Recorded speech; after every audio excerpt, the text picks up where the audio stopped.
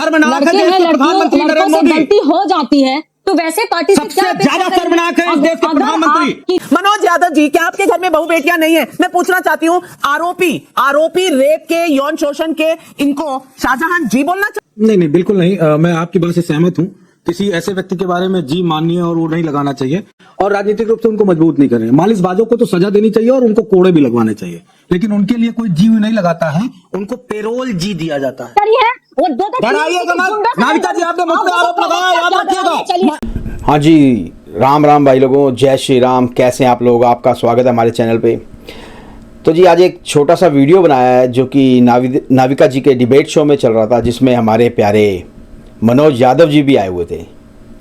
और आपको पता ही है, मनोज यादव जी तो हाथ पैर धो के जैसे मोदी जी और बीजेपी के पीछे पड़ गए हैं। बहुत बोलते हैं, बहुत नंगा करते हैं उनको, गोदी मीडिया को भी नंगा कर देते हैं कई बार।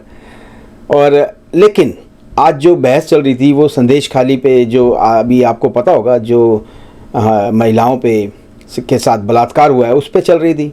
लेकिन आज मनोज यादव जी पसंद नहीं आए, क्योंकि उन्होंने आज मोदी जी को तो बोला ही बोला है, गोदी मीडिया को तो बोला ही बोला है, लेकिन जो उन्होंने तर्क दिया ना, जो उन लेडीज़ के लिए जो तर्क दिया है वो ठीक नहीं दिया।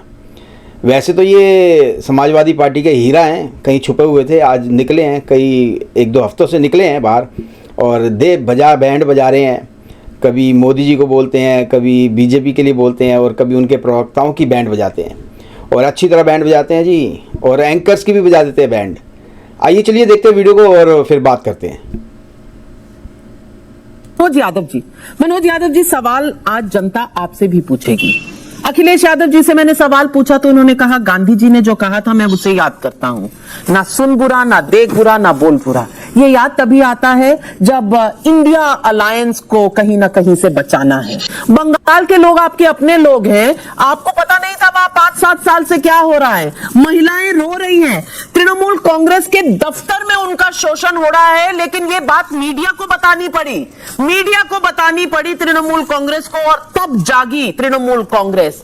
नमस्कार नाविका जी, आपको और आपके साथ में पैनल में बैठे सभी साथियों को और आपके प्यारे दर्शकों को भी मेरा नमस्कार, प्यार भरा नमस्कार। आपसे मैं ये जानना चाहता हूँ, आदरणीय राष्ट्रीय अध्यक्ष जी ने किसी के बारे में जो कहा कि बुरा मत देखो, बुरा मत कहो और बुरा मत बोलो, वो राहुल गांधी जी के बयान वाली बात पे कही थी। एक तो ये क्लैरिटी हो जानी चाहिए, जो ऐश्वर्या राय जी को लेके राहुल जी का बयान था और उन्होंने जो कहा था वो आपको भी पता है। लेकिन सबसे महत्वपूर्ण, गंगा जी हिमालय की गोद से निकलती है, बंगाल की खाड़ी तक जाती है। तो जो इधर हिमालय की गोद साइड में बैठे हैं वो क्यों सो जाते हैं जब हमारे ही देश के एक मणिपुर में नग्न करके महिलाओं को घुमाया जाता है और देश के प्रधानमंत्री खामोश रहते हैं, बोलते नहीं। उत्तर प्रदेश में आते हैं, आज ही की घटना है, 2 महिलाओं के साथ रेप करके उनको मार दिया गया, टांग दिया गया पेड़ में। कौन बोल रहा है? विपक्षी तो आवाज उठा रहा है। अब आता है किस तरह से उन्नाव की घटना घटी, कौन बोला? प्रधानमंत्री जी बोले थे क्या? फिर आता हूं, हमारी जो पश्चिमी उत्तर प्रदेश में जिस दलित बालिका के साथ हाथरस की घटना घटी और उसको जला दिया गया पेट्रोल डाल के पुलिस के द्वारा, क्या किया गया? प्रधानमंत्री जी बोले थे क्या, या कोई बीजेपी का नेता बोला था? और अगर बीजेपी को महिला सशक्तिकरण और महिलाओं को एम्पावर करने की इतनी सारी बातें कही, तो जो मैंने घटनाएं बताई, और किसका नाम मैं ले लूं, किसका नाम ले लूं? मैं इनके मंत्री का नाम लूं, जो केंद्रीय गृह मंत्री थे, वो शाहजहांपुर वाले मालिश वाले मंत्री। उस वीडियो के बाद क्या उनको बाइज्जत बरी नहीं किया गया? या वो जो हरियाणा वाला बाबा है जिसको पेरोल पे पेरोल दे रही है सरकार, क्या उनके बारे में विरोध करती नजर आ रही है? ये नाविका जी बीजेपी से सवाल है, और अगर बीजेपी जवाब देने में असक्षम है तो विपक्ष से सवाल पूछने से पहले 10 बार बीजेपी को सोचना पड़ेगा। अगर नहीं सोचा तो फिर क्या मतलब है ऐसी सरकार का? और आप ही ने ये परंपरा शुरू की है। मैं इसीलिए कहता हूं, बीजेपी के लिए बिल्कुल स्पष्ट बात है, बीजेपी बलात्कारियों का एक अड्डा हो चुकी है, रेपिस्टों को बचाने वाली पार्टी हो चुकी है। अगर ममता जी ने कार्रवाई की है तो बीजेपी ने कौन सी कार्रवाई की? चलिए, ओलंपिक मेडल जीतने वाली बालिकाओं के साथ या जो उनके साथ अत्याचार हुआ उन पे कार्रवाई की क्या? अरे मैं गिराने लगूंगा, आपकी डिबेट का समय कम हो जाएगा। किसी और दिन रखिएगा मुझे बोलने के। चलिए मनोज यादव जी, क्या आपके घर में बहू बेटियां नहीं है? मैं पूछना चाहती हूँ, आरोपी रेप के, यौन शोषण के, इनको शाहजहां जी बोलना चाहिए? आपको ये सही लगता है? क्योंकि लोकेश जिंदल जी का कहना है मुझे इससे दिक्कत हो जाएगी। आपको दिक्कत होती है या नहीं? नहीं, बिल्कुल नहीं। मैं आपकी बात से सहमत हूँ।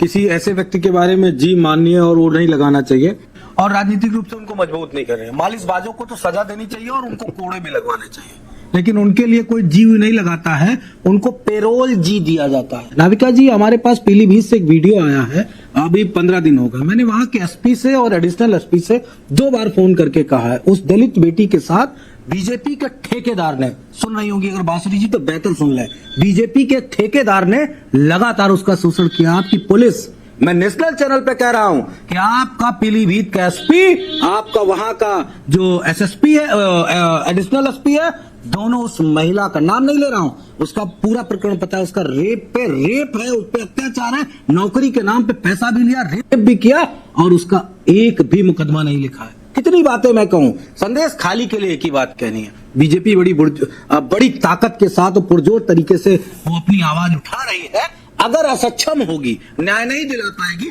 तो विपक्ष भी उनके साथ है। भाई हाँ जी, तो अभी तक तो बहस बिल्कुल ठीक चल रही थी।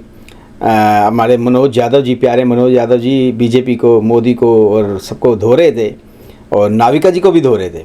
लेकिन अब जो इन्होंने बात बोली है ना कि भाई अगर बीजेपी संदेश खाली की जो लेडीज़ हैं, फीमेल्स हैं, उनको इंसाफ नहीं दिला पाएगी तो हम करेंगे कुछ, ये गलत बात हुई। यहीं से इनका ये गलत चेहरा सामने आ गया, क्योंकि उन लेडीज़ के लिए, उन फीमेल्स के लिए तो सब पार्टियों को एक साथ होना चाहिए और सब लोगों को, सब नेताओं को एक साथ होना चाहिए उनको न्याय दिलवाने के लिए। ये यहाँ से मुझे इनका जो आज का तर्क वितर्क हैं पसंद नहीं आया। वैसे ये मोदी जी को धोएं, बीजेपी को धोएं, किसी प्रवक्ता को धोएं या किसी एंकर को धोएं तो मज़ा आता है, लेकिन यहाँ पे आज ये इन्होंने गलत बात कर दी। आज इन्होंने दिखा दिया कि ये समाजवादी हैं असली वाले। साहब, नहीं देंगे। मनोज यादव जी, भाई साहब, इस देश की महिलाएं आपके कदमों में नहीं पड़ी हुई कि आपके संरक्षण के लिए इंतजार करेंगी। वो अपनी लड़ाई खुद, अपनी जंग खुद लड़ लेंगी। सुजाता पांडे जी, मैं आपसे पूछना चाहती हूँ, मनोज यादव जी कहते हैं बीजेपी पुरजोर आवाज उठा रही है, ये हार जाएंगे, असक्षम रहेंगे, तब हम आएंगे अंदर। आपको लगता है महिलाएं वहां की भिखारियों की तरह भीख मांग रही है इनसे? वो अपनी जंग खुद नहीं लड़ सकती है? कितनी शर्मनाक बात कही है मनोज यादव जी ने। बिल्कुल। देखिए, मुझे तो पता नहीं कि आप क्यों इनसे अपेक्षा कर रहे हैं नाविका जी, क्योंकि जिनके पार्टी के पुरोधा जब कहते थे कि लड़के हैं, लड़कों से गलती हो जाती है, तो वैसे पार्टी सबसे ज्यादा शर्मनाक है इस देश के प्रधानमंत्री। कीजिए मेवाराम पे बात कीजिए, उसकी सीढ़ी पे बात कीजिए, छोटी छोटी बच्चियों वो जेल में है, जो वो शोषण करता था उस पर बात कीजिए, संदेश खाली पे बात कीजिए, और फिर बात कीजिए। भाजपा के लेपिस्टों को बचा रही है। गाली गलौज करने से महिलाएं न डरी है और न किस तरह के आपके नेता हैं? खाली की महिलाएं डरी है और दो डराइएगा मत। नाविका जी, आपने मुझ पे आरोप लगाया, याद रखिएगा। चलिए, हाँ जी, वीडियो तो हो गए यहाँ पे ख़त्म। तो देखा आज आपने ये, ठीक है, ये उनकी ऐसी करते हैं, मोदी जी की करते हैं, बीजेपी की करते हैं, प्रवक्ताओं की करते हैं, एंकर्स की करते हैं और बोलते हैं और बड़े काम होके बोलते हैं। लेकिन आज जो इन्होंने गलती करी है ना, उन लेडीज़ के साथ तो इनको खड़े होना ही चाहिए, सबको खड़े होना चाहिए, चाहे कोई भी हो, चाहे वो नेता हो, अभिनेता हो या फिर आम आदमी हो। उनके साथ जो घोर अन्याय हुआ है उसको तो बिल्कुल भी आप ये नहीं कह सकते कि किसी भी तरह से सपोर्ट नहीं कर सकते। और इनका तो कहना था कि अगर बीजेपी नहीं कुछ कर पाएगी तब हम करेंगे। ये बहुत गलत बात बोली है और यहीं से इनका आज के डिबेट में डाउनफॉल समझो शुरू हो गया था। तो जी, उम्मीद करता हूँ वीडियो आपको पसंद आया होगा। तो मैं आपको मिलूँगा अगले वीडियो में।